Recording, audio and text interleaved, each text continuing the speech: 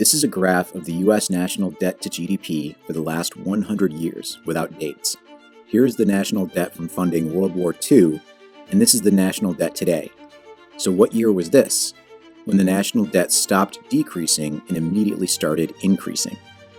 This is the fiscal year of 1982, the year of Ronald Reagan's first massive tax cut and the beginning of the era of Republican supply-side economics that we still live in today. This is the era of massive debt and economic inequality, as an estimated $60 trillion would be transferred from the poor and middle class up to the wealthiest families.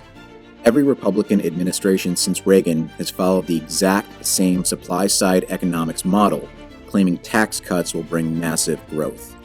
However, no Republican administration has ever had a single fiscal year where they grew the economy more than they grew the national debt. Supply-side economics is the greatest tax scam in human history, and these are the men that created it. Please subscribe for more political literacy. Thanks for your support. In September of 1974, four men met at the Two Continents restaurant in the Washington Hotel.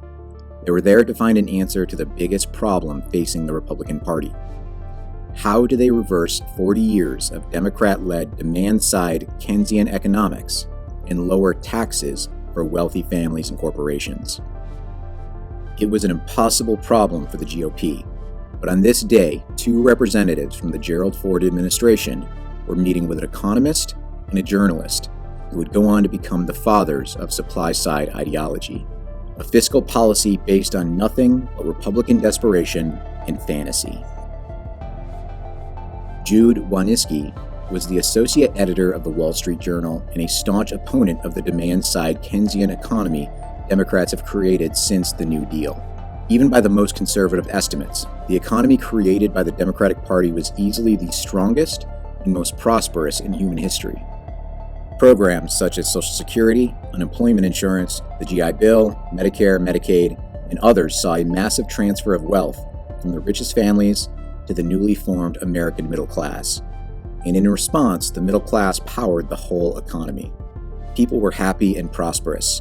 However, the wealthy generational aristocracy was angry. They had lost some of their income, and they had only one political party they could turn to. In the 1970s, Republicans had a rare window of opportunity as a perfect storm of events had resulted in the first real economic discomfort felt since wartime. And on this day, in September of 1974, Jude Wanniski was sitting next to Art Laffer, a former chief economist under Richard Nixon, who was currently working as a consultant for the Ford Treasury Department. Laffer had been vocal in the economic community that lowering taxes on wealthy individuals and corporations will grow the economy so much that the increased production will result in an increase in tax revenue. This increase would generate enough tax revenue to pay for all the social programs people had become accustomed to. So in short, lower tax rates equals more tax revenue. This was fringe thinking even in the Republican Party, as economists on the left and right saw this as defying basic fiscal logic. To illustrate this theory, Laffer took out a napkin and drew a parabolic curve on a graph with axes for the tax rate and tax revenue.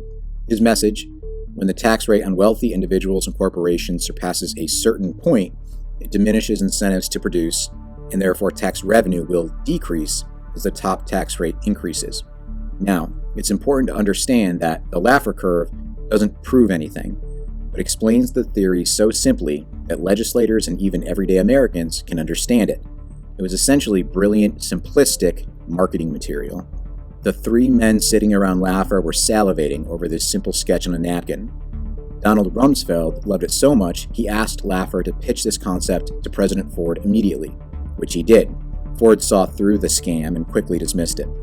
But this lunch was just the beginning, because of economics journalist Jude Wanniski.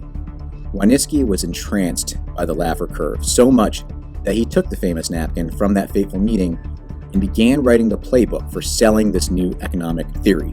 Wanniski would call it supply-side economics. Wanniski's supply-side economics theory was based on one thing: tax cuts, and more tax cuts. He called it the two Santa Claus theory. And this is the driving force behind supply-side economics and the massive debt and income inequality we have accumulated ever since. Wanniski said that Democrats always got to play Santa Claus, giving the voters things they want, like Social Security and Medicare.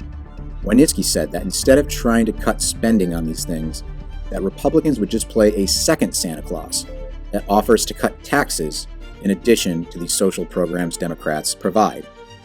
So, expensive social programs plus tax cuts. You don't need to be a math genius to know this would lead to massive debt. While constant massive tax cuts would work to transfer middle-class wealth up to the wealthiest families and away from the poor and middle class. Wanniski detailed the entire theory of supply-side economics in his 1978 book, The Way the World Works, a book that became the Bible for a new class of Republican, including presidential hopeful Ronald Reagan. And the rest is history.